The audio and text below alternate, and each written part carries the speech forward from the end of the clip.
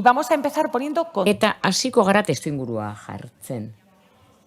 Eta markoa zabalduko dugu Europara begira jarriko gara.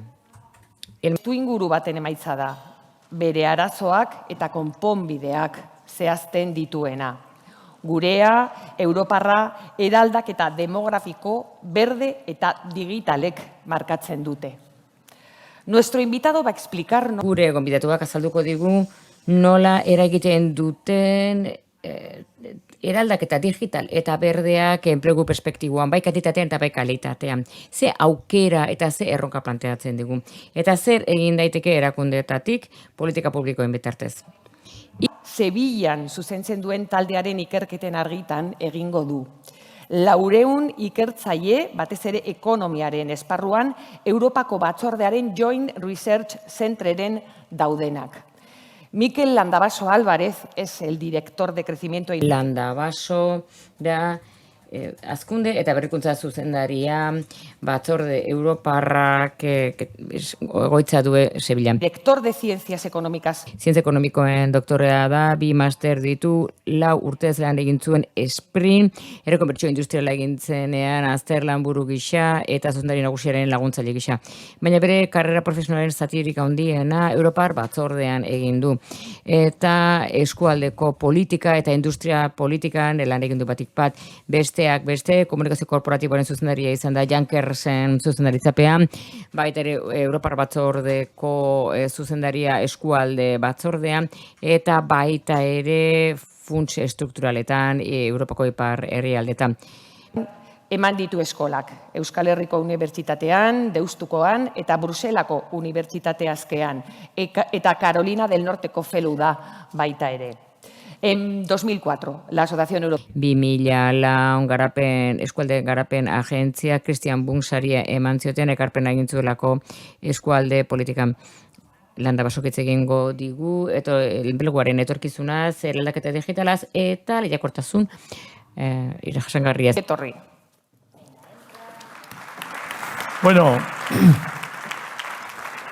Bueno, gracias Eva, después de... Eskerrik asko Eva, eskerrik asko aurkezpen honengatik eta hortik atera ondoren sentitzen naiz Freddie Mercuryren antzera. Etxean toreatzea beti asko zailagoa da. Beraz, ahaleginduko gara eta egingo dugu lehendabizi. Ea funtzionatzen duen honek, ze hau da funtsezkoena. Bai, eta funtzionatzen du. Bueno, zer egingo dugu gaur? Ibilbide bat egingo dugu. Zientzialaria naizen aldetik, musetatik zientziara pasatuko gara, hau da. Ekonomistaren ikuspegitik eta nire lankidek egiten duten ikerketetan oinarrituta, eta aurkezpen hau iragazi ondoren zink batean, Brugeldu izena lan bat duena enpleguaren etorkizunari buruz, gomendatzen dizuet zuen podcastetan entzutea, ibilbide bat egingo dugu, zeinean agertuko dira galdera gehiago erantzunak baino. Eta ibilbide horretan hitz egingo dugu transizio berdez eta digitalaz aukera kontutan hartuz, baina lehendabizi hitz egingo dugu joera lerroi buruz. Testuinguru informazioa kontutan hartu behar duguna. Gero hitz egingo dugu iraultza berdeaz. Positiboan, ia dena positiboa da, ikusiko duzu zergatik, eta baita ere ze iraultza digitalak bere argi ilunak dituenak eta aprobetxatu beharko duguna. Eta gero eskuak zikintzeko ondoriak aterako ditugu politika ekonomikoan, eta esan didatenez 5 minutu gutxiago dituenez, oaintxe esango dizuet. 3 gauza daude egin beharrekoak, eta hau da zuek presta dezazuen galderak egiteko orduan. Lehenengo da, industria politika egoki bat behar da, eta hori da berrikuntza politika bat. Eta berrikuntza politika bat ona baldin bada, ala baldin bada, eskutik baldin badarama lan eta prestakuntza politika. Bigarrena, prestakuntza politika. Aurre hartuko duena eta egokituko egingo dena garaiz. Eta hori hemen Euskadin da lanbide heziketako prestakuntza funtsean, entzat horiek ematen baitigute jaten. Gero ikusiko dugu zintzuk diren tresnak eta ikerketak eta ze lana garatu ditugun horretarako. Eta 3. ez dut aipatuko, ze gero aipatuko duzue. Lan harremanetarako esparru berri bat, marko inklusiboa, parte hartzailea, oso hitz politak dira, eta islatu behar dira zerbait eraginkorragoa. Eta horrek esan nahi du, eragileek parte hartu behar dutela hasieratik teknologien diseinuen. Beren egokitzapenean eta beren edapenean. Nahi baldin bat ditugu, makinen gainean agintea izan, eta ez alderantziz. Bueno, ondoriak esan dizkizugu, beraz, pasa gaiteze aurkezpenera. Lan faktorea ekonomistentzat produkzio faktore bada. Eta gutako gainerakoentzat ni ekonomilarien naiz. Produkzio faktorea da, kafeak hartzen dituenak lankideekin. Hipotekak ordaintzen dituena, batzuek seme-alabak dituzte, eta bar. Produkzio faktore bada, zentzu ematen diona bizitza askori. Produkzio faktore bat identitatea ematen duena. Eta guk gaur gauden merkatuan, askatasun individuala ematen duena. Horregatik dituzue hor aipu horiek gero lasai irakur ditzazuen. Duflo ekonomia sari nazionala da, eta Goldin da osfor ekonomista, pandemia aurrekusi zuena, eta Roberto Velasco da Euskal Herriko Unibertsitateko irakasle emeritoa, adiskide fina, eta liburu hori idatzi berri du. Zeintzuk dira ziurgabetasunak? Idoia Mendiak aipatu dituenak, lehendakari ordeak. Zeintzuk dira aukerak eta arriskuak joera lerroen aurretik. Bueno, badugu auzi bat aldaketa klimatikoa, ez da abstraktua. Doñana aurten 85.000 hegazti zeuden, ur hegazti. Joan den urtean 1,5 milioi zegoen Amazonasen ur gutxi dago. Hau serioa da. Hau auzi existentziala da. Hau da antropozenoaren barruan. Eta honek eskatzen du berrikuntza politika bat egitea, bizkor areagotuko dituenak aukerak. Eta ikerketa eta berrikuntza areagotuko dituenak, teknologia energetikoak ere bai, eta haiei esker aldaketa klimatikoari aurre egingo diogu politika komunitarioaren bitartez. Eta CO2 gutxiko duena. Eta gainera, bere nazioarteko dimentsioan, ze bakarrik ez gara iritsiko. Baina horrekin ere ez ginateke iritsiko. Ze beharrezko izango litzateke aldaketa erroteko bat. Eta kontsumo patroiak eta produkzio patroiak ere aldatzea. Eta horrek eskatzen du gogoetak egitea ekonomilarien aldetik, eta harago joan behar dugu. Hau da, metrika klasikotik harago, barne produktu gordinetik harago joan behar dugu. Gogoeta horiek oso kontuan hartu behar ditugu, ze jokoan dugu asko. Bigarrenez, beste gai bat dugu Ukrainako gerra. Ukrainako gerra gogo eta pizten du energiaren inguruan hasteko iraganean pakari buruz egin genuen gogoetaren antzera. Hau da, autonomiaren kontzeptua, autonomia estrategikoaren kontzeptua da Europako batzordearen lehentasunetako bat. Eta baita ere lehen gaierekiko irisgarritasuna ze konturatu gara Europan.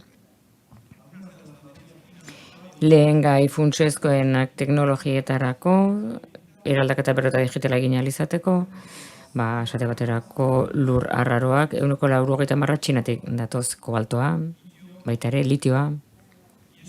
Eta horrek birplantearazten dizkigu gauza asko. Gainera, ikus daiteke, aukerak izate batzuk esaten dute bultzada bat dela, buru jabeak izateko energetikoki asko ere bizkorrago.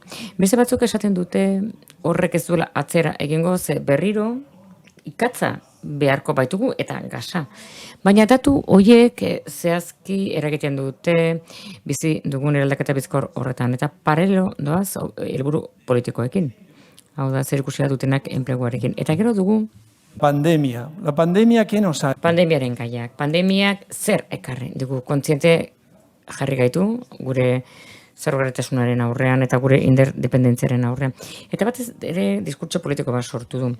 Eta hitz bitxi bat, erresilientzia. Hau da, gu banboren antzera izan behar dugu. Hau da, makurtu egiten gara eta gero proiektatu egiten dugu gure burua aurrera ekaitza pasatzen denean norabide egokien.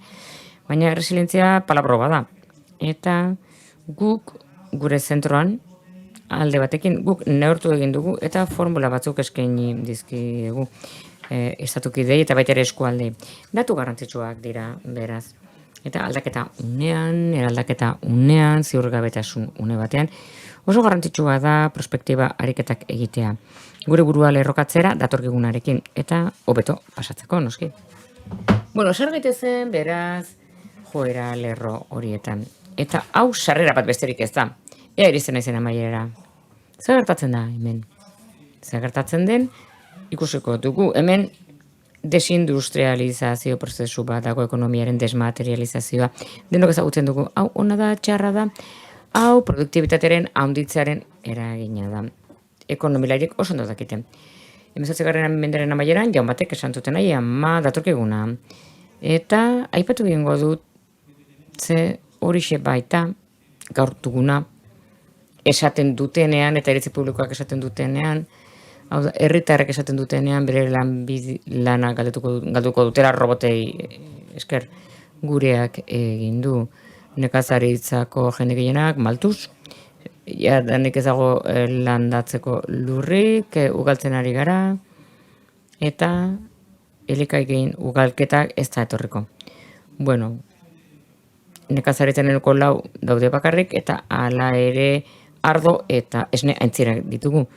Beraz, kontzesio maltusiar hori ez, galduta gaudena, gureak egin duela, ba ez da horrela. Hau prozesu normala da, produktibitatea areagotzen baita sektore batean, hori pasatzen da gero industriara, zerbitzuetara, eta azkenean pasatzen da batzuetatik bestetara. Baina hemen ere ikusten dugu, garrantzitsua dela mantentzea gure egitura industriala. Bere efektu biderkatzailea baitu enpleguaren gain, zerbitzua sektorean. Guk ekonomilariek definitu genezake, benetan zein den moa bien artean. Ze gero eta zailagoa da egitea. Baina egia da, industrian dagoen enplegu bakoitzeko, zientziak esaten dizu 1,5-tik 12 eta aukeratu nahi duzuenan, baina garrantzitsua da mantentzea enplegua. Eta hori da gakoetako bat, berrikuntza politika horren barruan. Oazen bizkor. Gainera, joera lerro ez gainera zer dugu Espainian lan arloan. Nire beranaldeko jendeari, 86an lan merkatura terreginan, nik uste dut denok traumatuak ditu ginela. 156an langabezia baizegoen, gazteen artean. 125 langabezia orokorrean. Eta ni hori bihotzetik oso gertu daukat. Zein da egoera orain? Ba, Greziarekin batera gazte langabezia handiena dugun herrian. Ari gara ratesez buru hitz egiten, eta ez ratioei buruz. Hau da, 15 urte bitarteko neska mutilak, gazteak, oso errenta azpikoa dute. 1980koa, baina apalagoa. Euskadiko gazteak 15 bakarri daude independenziatuta, bere gurasoen etxetik kanpo bizi direnak, alegia.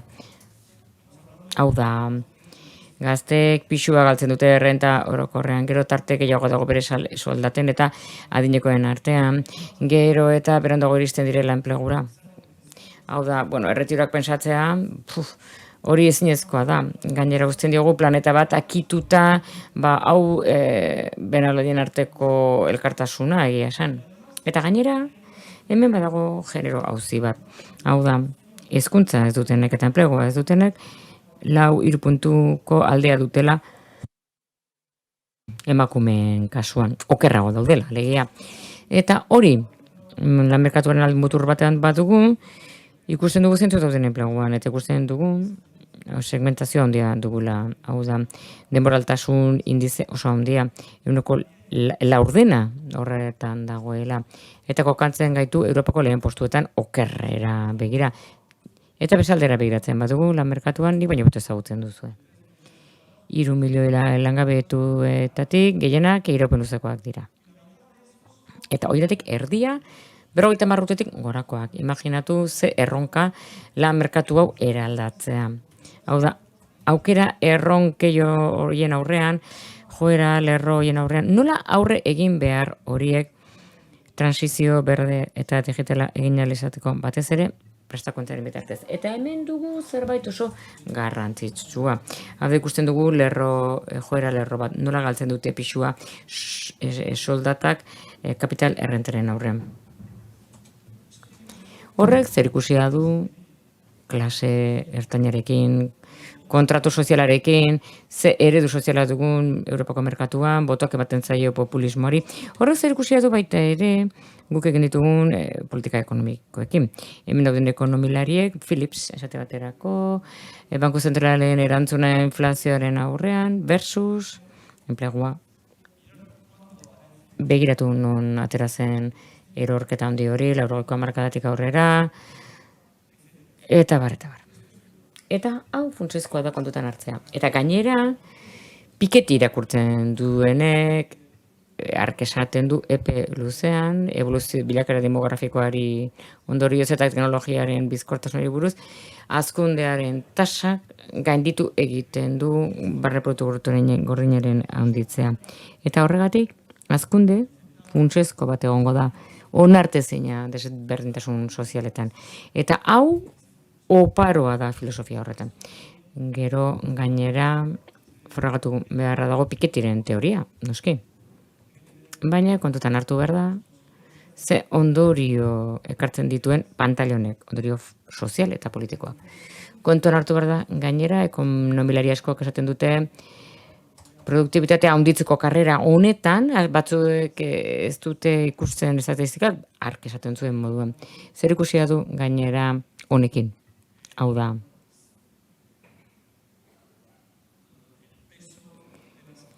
da klase ertainen pixua Europan da dena. Eta politika batzuk izan behar ditugu, lan politika eta berrikuntza politika bat izan behar dugu, eta aurre egiteko modu bat, transizio berderen aurrean. Presidenteak esaten duen bezala, inor atzean utzi gabe. Hori da nortasun ikurra Europa barruan, transizio horretan. Jarretuko dugu, ze bestela, hau, lehen ikusitako haren isla bat besterik eza. Eta urten poderioz, prestakuntza molde desberdinetan, nola banatzen diren lan merkatuan galduz doa, hor polarizazio bat dago lan merkatuan. Bi muturren artean, hau da, heziketa gehiena dutenak, hezkuntza gehiena dutenak, kapazitate gehiena dutenak, eta bat ere ez dutenak. Eta kapazitate ertainak, gaitasun ertainak dituztenak, hau da, prestakuntza ertaina dutenak, eta berantz doana. Eta hori azeleratu daiteke ikusiko dugu. Beti ere iraultzaren digital bitartez areagotu daiteke, ez badugu ondo egiten. Beraz, batzordeko presidenteak esaten du, 2023 izango dela, skillsen urtea. Orain goazen arlo berdera. Ze gertatzen da iraultza berdearekin, berri onak ditugula. Eta uste dut berri onak ditugula bakarrik jakiten badugu aukerak nola aprobetxatu. Inbertitu egiten badugu modu adimentsuan, estrategikoan aurre hartuz aukera hauek baliatzeko. Ze hemen esaten digutena da, maila globalean, transizio berdeak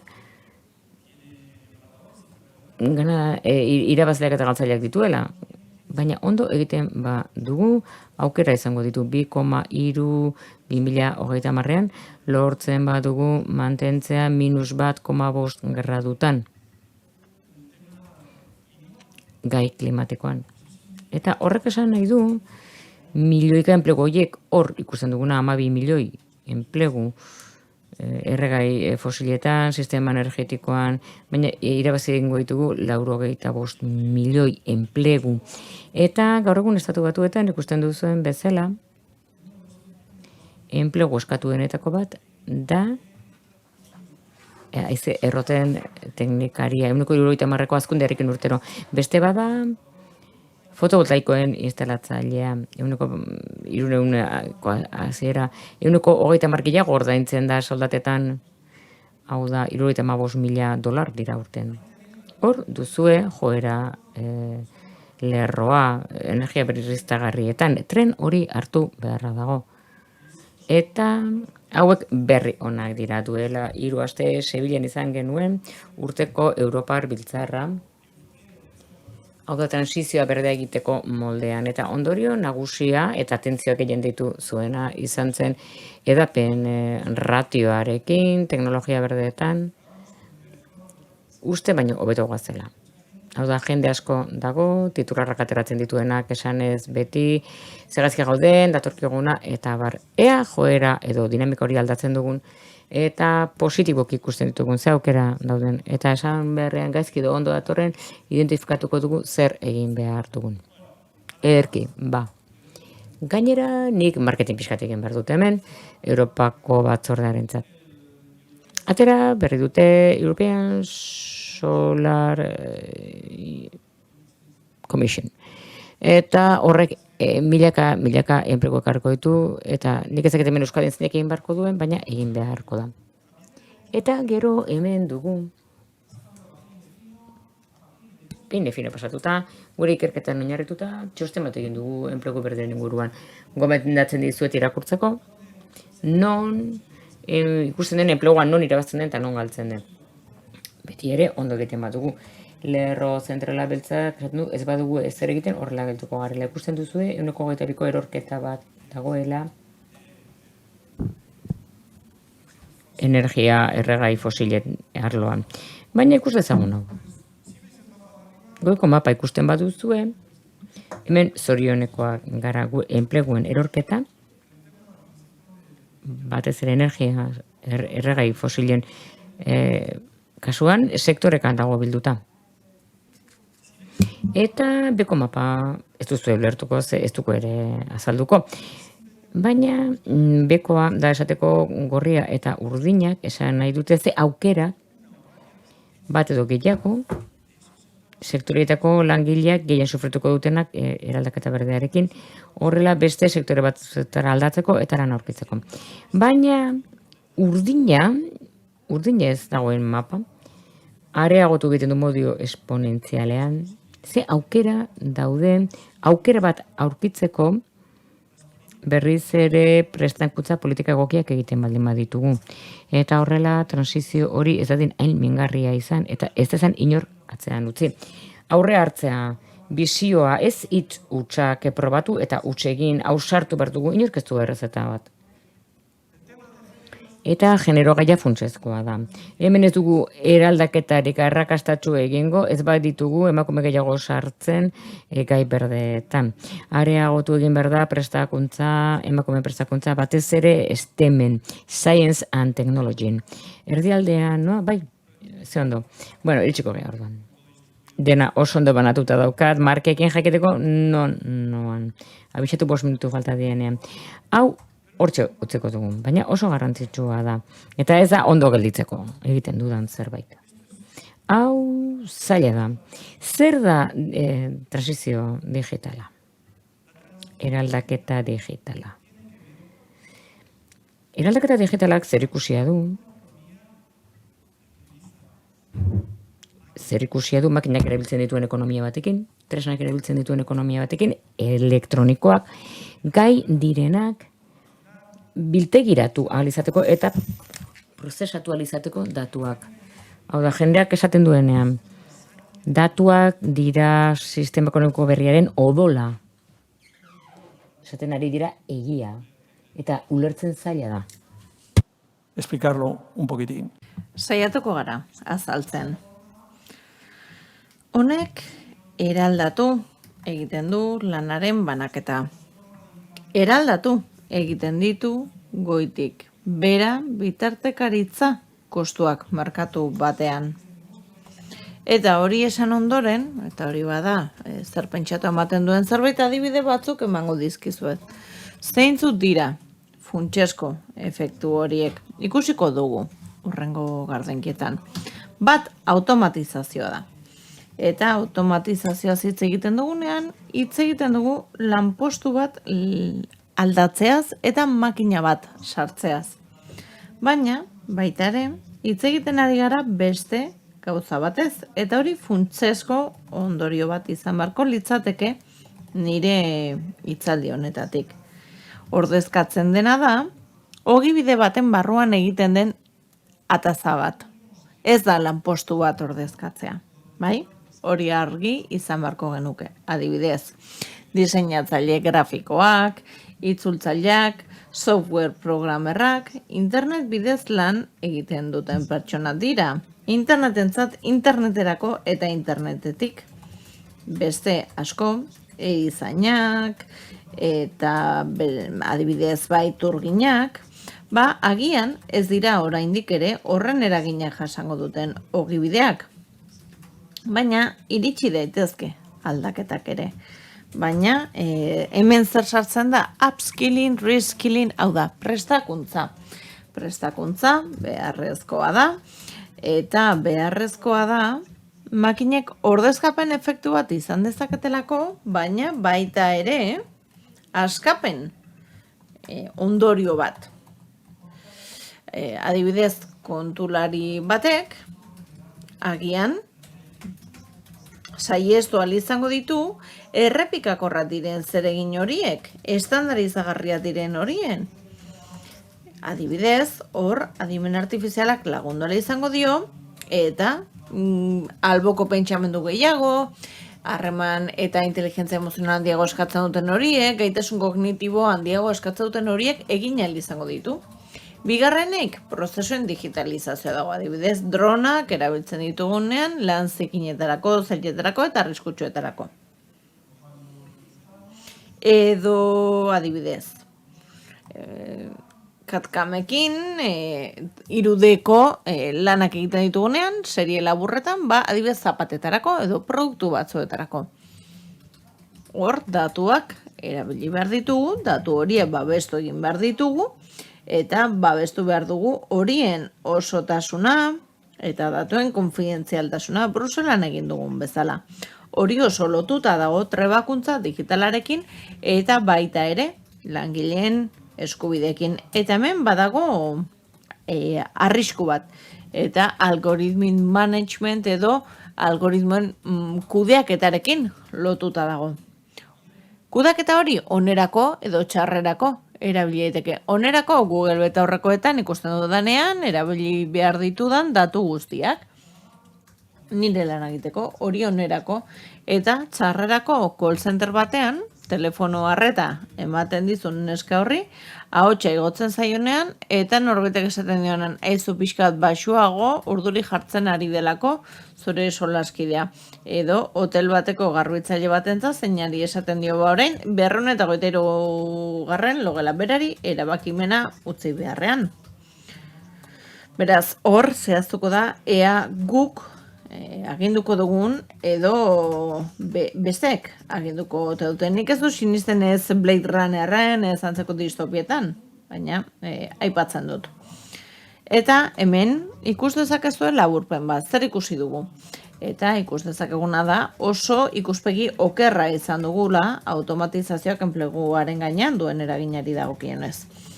Eta 47 ikus dezakezu enpleguan 47 kondenatuta zaudete. Eta makinak ordezkatuko zaituzte. Agur, ez? Hori diote batzuek. Gero beste bat orta ez, 122 izango da. Bez, 109.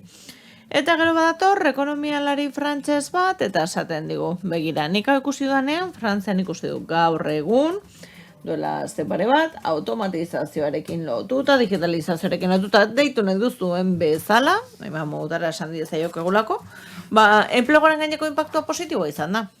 Hori aguk ikusi duguna Frantzian, beraz. Eta ikusiko dugu ere robotekin. Inpaktu gordina positiboa da. Wolforumek zer dio? Bai, milioi batzu gutxi egongo direla, baina hemen momentuz 155 sortu dira. Nik ez dut uste Japonian, Hego Korean, Singapurren, kontuan izan da, badirela herrialderik robotizatuenak, ikusita enplegu tasa txikiena, langabetze tasa txikiena dituzela, uste dute horrek erakusten digula, ez duela zertan horrela izan. Azkarrago hitz egiteko esan diate, amaitzara noa beraz, azkar. Esan ziguten, makinek, ordezkatu behar zituzen enplegu kopuruetan, esango nuke oker egin ditugula aurreikuspenak. Iaz ere ikusi genuelako. Ikusi genuen errobotizazio, automatizaziorako aukera egin zituzten aposta direla, hain zuzen ere gorakada handiena izan dutenak.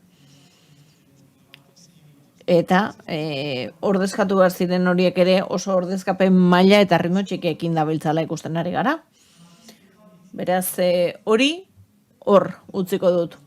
Bestetik, McKinseyk esan zuen 58 hiritan egongo zirela, hirietan metatuta, Europako lanen 50% baino gehiago. Baita ere, aurreikusten zuen, Europarra 40% biziko zela eskualde batzuetan non enplegua behera egingo zuen. Baina noski, hemen paradoxak ere badaude, prestakuntzarekin lotuta, enpresen tipologiekin lotuta, eta hor desazkunde demografiko bat dago, zahartze bat, azkarrago joango nahi. Solo una idea, no hay que tenerles miedo. ¿Por qué no hay que tenerles miedo? Robotak, ez gara beldur izan behar. Zergatik, 3 arrazorengatik. Bat, 4 sektore oso zehatzetan daudelako, 2 neko tuntuna direlako orain arte ditugun robotak, sinistu entzuten duzuena. Eta 3. Euskadin badugulako eskarmentua, eta ikusi gulako zer gertatuen honekin. 80ko hamarkadan, nork salbatu zuen makina erremintako sektorea?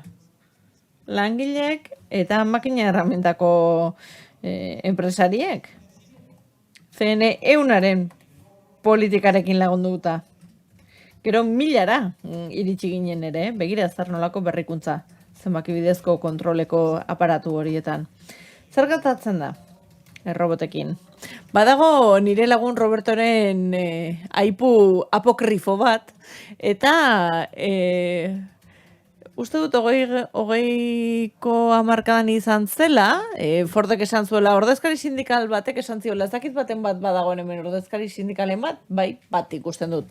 Antza, esan omen zion, aizu, eta nola ordainduko dituzte roboteko orain zure kuota sindikalak, eta ordezkari sindikalak esan zion, eta nola erosiko dituzte zure autoak? Hori esan zion Fordi, ez? Pixka bat horretan gaude. Ea, guazen aurrera bestela, ez digo denbora emango. Esto es una ola que hay que coger. Yo hago surf, malamente, pero lo hago y... Nik surfa egiten dut noizan behin, eta badakit aditua izan ezarren olatu hau hartu egin behar dugula.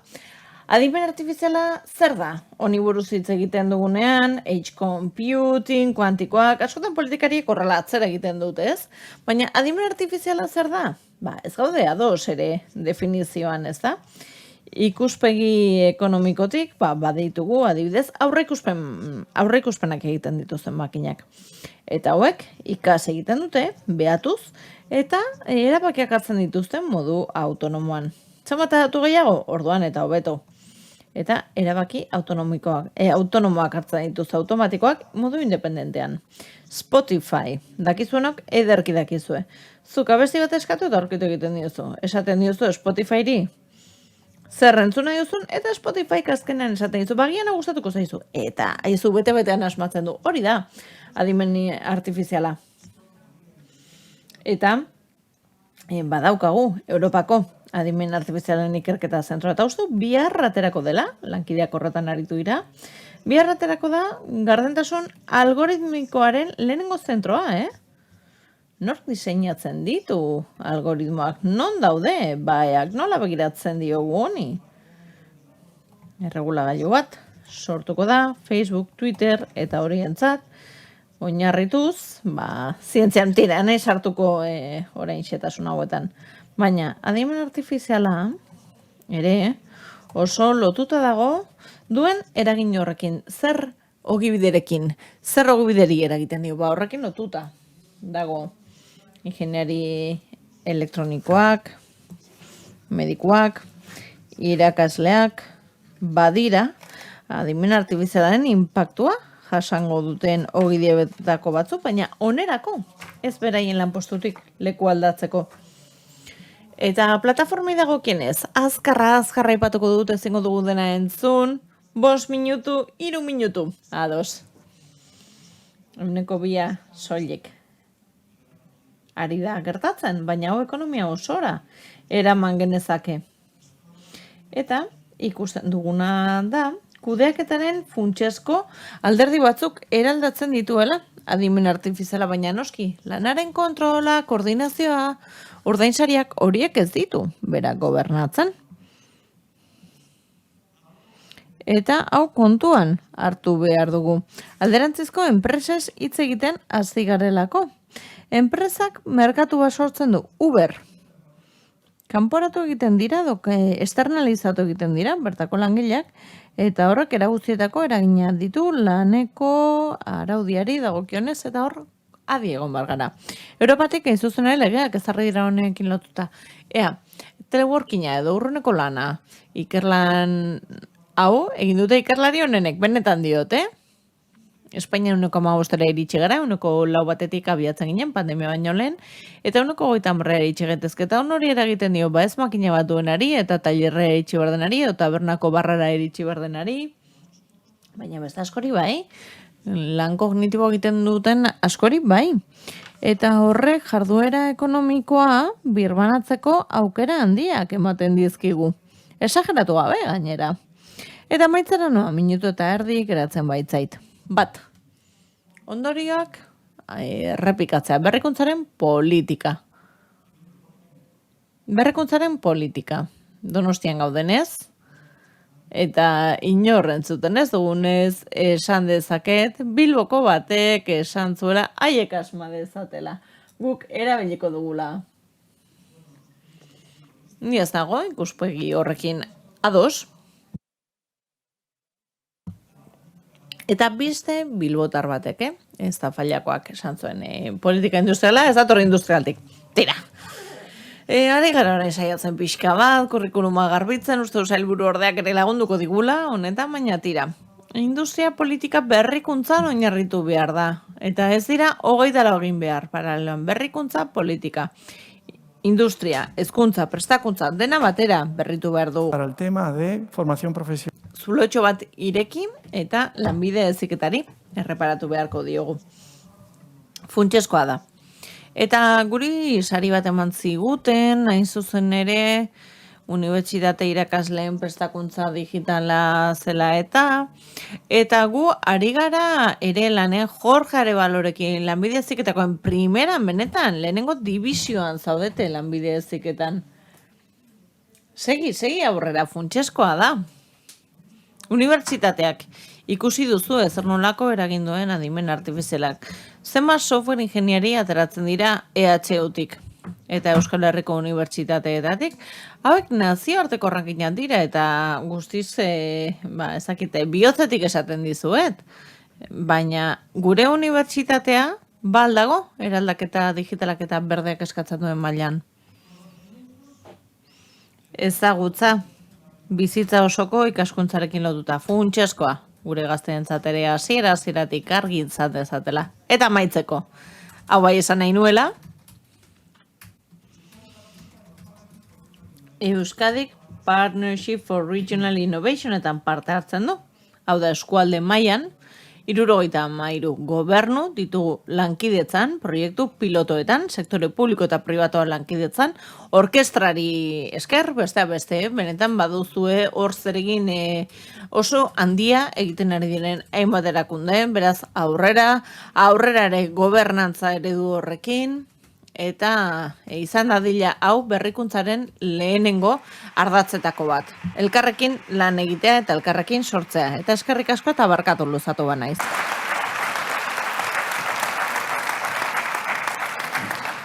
Bueno, ahora el reloj también me lo ponen. Bueno, nire ere jartzen didate denbora, Mikel, 5 minutu ditugu galderetarako.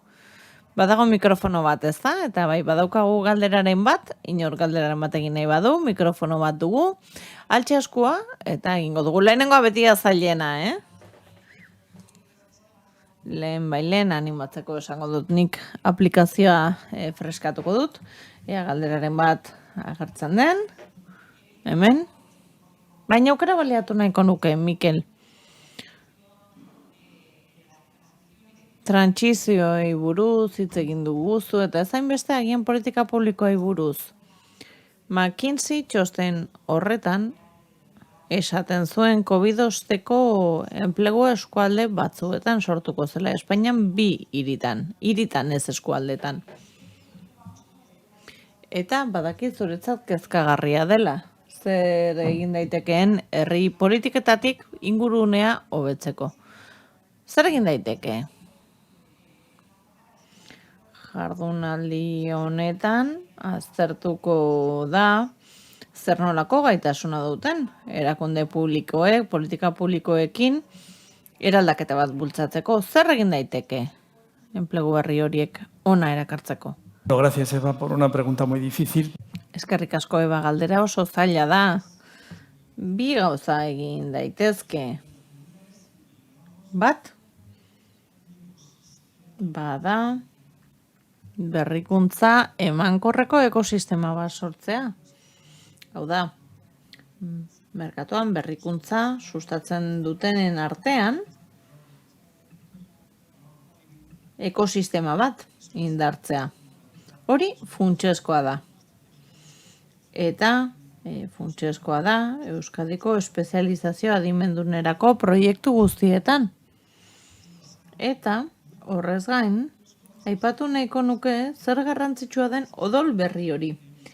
Startupak, zenbat ditugu, zenbat ateratzen dira unibertsitatetik. Hau ez 26 urteko gazte bat, enpresa sortzen, 40 piko urteko gizon bat da, asko pentsatu duena, ziurrenik aurretik porroten bat izan duena, eta buelta asko eman diona adibidez sektore jakin batean software marginalak dituen galera horien inguruan pentsatu duena, ikusi duena eskalagarritasun aukera bat dagoela, eta agian unikornio bat izan zaitezke eta talento erakarri. Startupak asko zaindu behar dira, benetan ez dakigulako inoiz zein izango den unikornio bat. Badago beste galderen bat? Bai, altxaskoa Fernando eta mikrofonara emango dizute.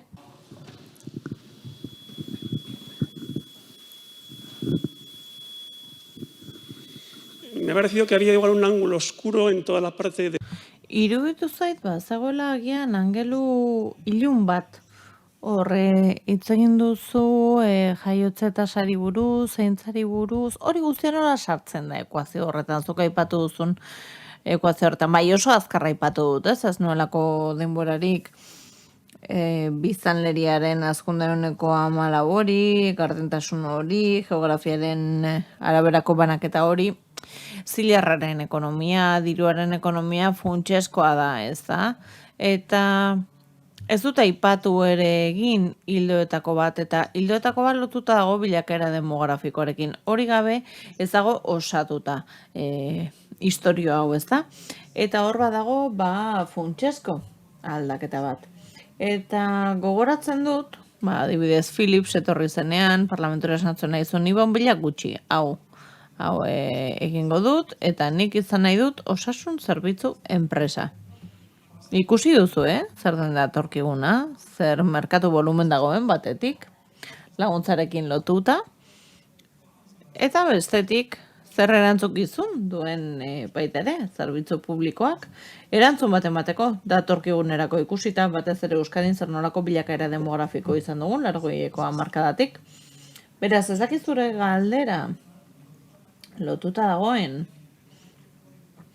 honekin, baina uste dute bai dagoela lotuta, ez da, zuk egin duzun galdera ere lan merkatuarekin. Badaude, batetik, gazte horiek iristen ez direnak, masiboki merkatura, badaude ere prestakuntza ez dutenak, eta horri gehitzen badiogu demografiaren beherakada, hor badugu beste arrazoi gehiago aurrera hartzeko eta prestakuntza emateko.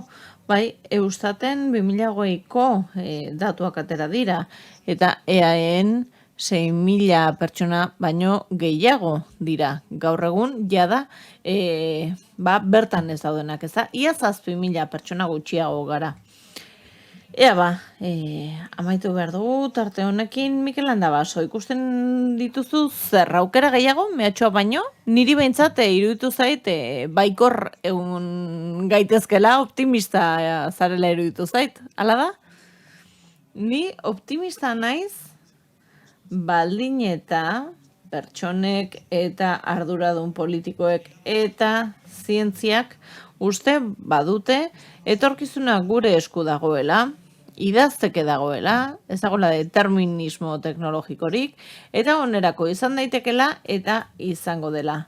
Eraldaketa eta trantsizio bikoitz hau egin ahal izateko.